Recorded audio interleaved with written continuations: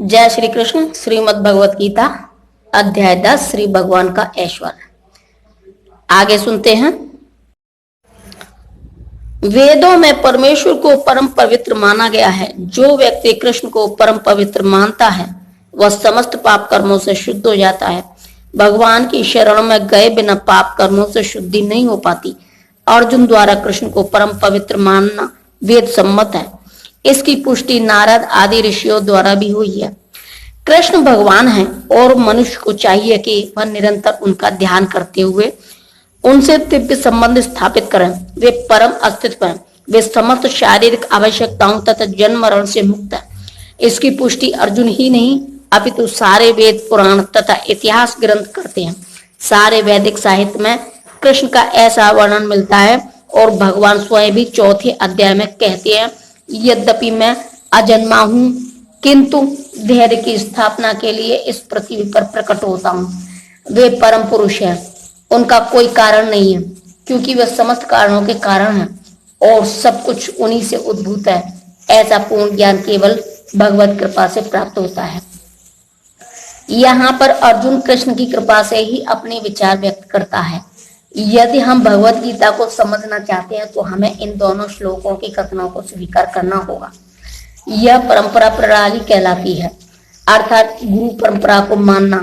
परंपरा प्रणाली के बिना भगवत गीता को नहीं समझा जा सकता। यह तथाकथित विद्यालयी शिक्षा द्वारा संभव नहीं है। दुर्भाग्यवश जिन्हें अपनी उच्च शिक्षा का घमंड है, वे वैदिक साहित्य के इतने प्रमाणों के होते हुए भी अपने इस दुराग्रह पर अड़े रहते हैं कि कृष्ण एक सामान्य व्यक्ति है। हे कृष्ण, आपने मुझसे जो कुछ कहा है उसे मैं पूर्णतः सत्य मानता हूँ। हे प्रभु, न तो देवतागण न असुरगण ही आपके स्वरूप को समझ सकते हैं। तात्पर्य, यहाँ पर अर्जुन इसकी पुष्टि करता है कि श्रद्धाहीन तथा आसुरी प्रकृति वाले लोग कृष्ण को नहीं समझ सकते। जब देवतागण तक उन्हें नहीं समझ पाते तो आधुनिक जगत के तथाकथित विद्वानों का क्या कहना। भगवत कृपा से अर्जुन समझ गया कि परम सत्य कृष्ण है और वे संपूर्ण हैं। अतः हमें अर्जुन के पथ का अनुसरण करना चाहिए। उसे भगवत गीता का प्रमाण प्राप्त था, जैसा कि भगवत गीता के 4th अध्याय में कहा गया है। भगवत गीता के समझने की गुरु परंपरा का ह्रास हो चुका था। अतः कृष्ण ने अर्जुन से उसकी पुनः स्थापना की, क्योंकि वे अर्जुन को अपना परम प्रिय सखा तथा भक्त समझते थे। अतः जैसा कि गीतोपनिषद की भूमिका में हमने कहा है, भगवत गीता का ज्ञान परंपरा विधि से प्राप्त करना चाहिए। परंपरा विधि के लुप्त होने पर उसके सूत्रपात के लिए अर्जुन को चुना गया। हमें चाहिए कि अर्जुन का हम अनुसरण करें। जिसने कृष्ण की सारी बातें जानी, तभी हम भगवत गीता के सार को समझ सकेंगे और तभी कृष्ण को भगवान रूप में जान सकेंगे। हे परम पुरुष, हे सबके उद्गम, हे समस्त प्राणियों के स्वामी, हे देवों के देव, हे ब्रह्मांड के प्रभु, निसंदेह एकमात्र आप ही अपने को अपनी अतरंगा शक्ति से जानने वाले हैं। तात्पर्य, परमेश्वर कृष्ण को ही वे जान सकते हैं जो अर्जुन तथा उसके अनुयायियों की भांति भक्ति करने के माध्यम से भगवान के संपर्क में रहते हैं। आसुरी या नास्तिक प्रकृति वाले लोग कृष्ण को नहीं जान सकते।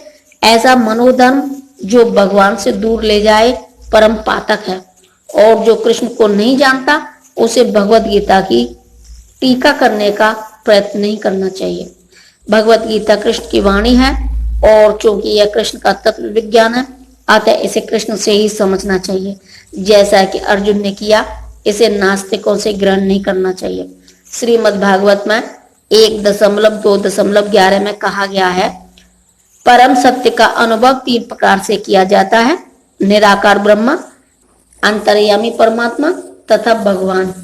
अतः परम सत्य के ज्ञान की अंतिम अवस्था भगवान है। हो सकता है कि सामान्य व्यक्ति अथवा ऐसा मुक्त पुरुष भी जिसने निराकार ब्रह्मा अथवा अंतर्यामी परमात्मा का साक्षात्कार किया हो, भगवान को न समझ पाए। अतः ऐसे व्यक्तियों को चाहिए कि वे भगवान को भगवत गीता के श्लोकों से जानने का प्रयास करें, जिन्हें स्वयं कृष्ण ने कहा है। कभी कभी निर्विशेषवादी कृष्ण को भगवान के रूप में या उनकी प्रामाणिकता को स्वीकार करते हैं, किंतु अनेक मुक्त पुरुष कृष्ण को पुरुषोत्तम रूप में नहीं समझ पाते। इसीलिए अर्जुन उन्हें पुरुषोत्तम कहकर संबोधित करता है। इतने पर भी कुछ लोग यह नहीं समझ पाते कि कृष्ण समस्त जीवों के जनक है। इसीलिए अर्जुन उन्हें भूत भावन कहकर संबोधित करता है। यदि कोई उन्हें भूत भावन के रूप में समझ लेता है तो भी वह उन्हें परम नियंता के रूप में नहीं जान पाता। इसीलिए उन्हें यहाँ पर भूतेश या परम नियंता कहा गया है। यदि कोई भूतेश रूप भी उन्हें समझ लेता है तो भी उन्हें समस्त देवताओं के उद्गम रूप में नहीं समझ पाता।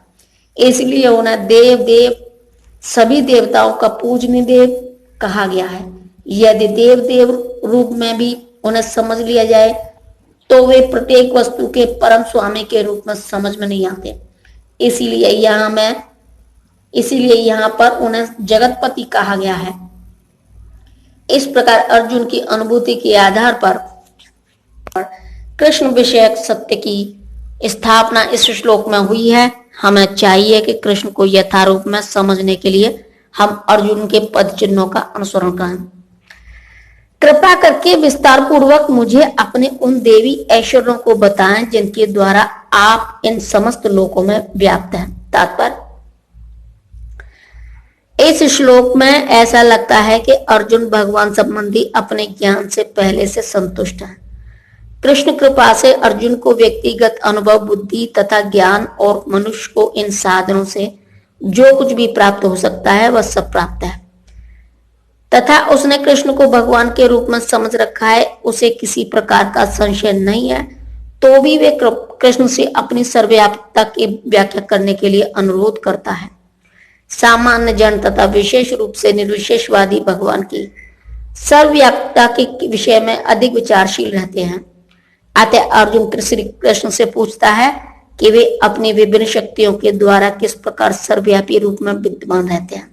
हमें यह जानना चाहिए कि अर्जुन सामान्य लोगों के हित के लिए ही यह पूछ रहा है। हे कृष्ण, हे परम योगी, मैं किस तरह आपका निरंतर चिंतन करूं और आपको कैसे जानूं? हे भगवान, आपका स्मरण किन किन रूपों में किया जाए?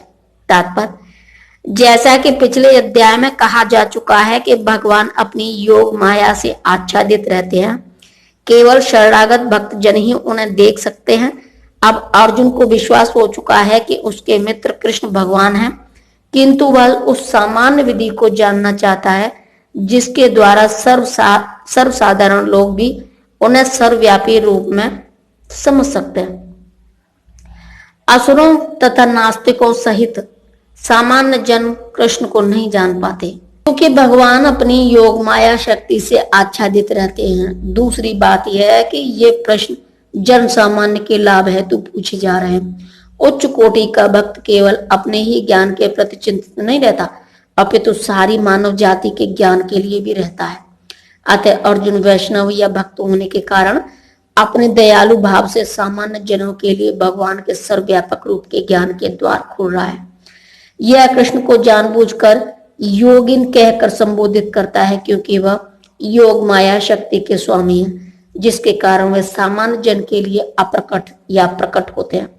सामान्य जन जिसे कृष्ण के प्रति कोई प्रेम नहीं है, कृष्ण के विषय में निरंतर नहीं सोच सकता, वह तो भौतिक चिंतन करता है।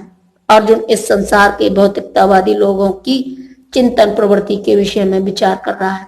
केशु केशु च भावेशु शब्द भौतिक प्रकृति के लिए प्रयुक्त है। भाव का अर्थ है भौतिक वस्तु।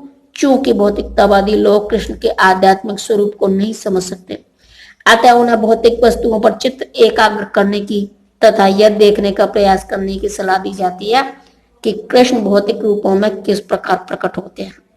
जय श्री कृष्ण।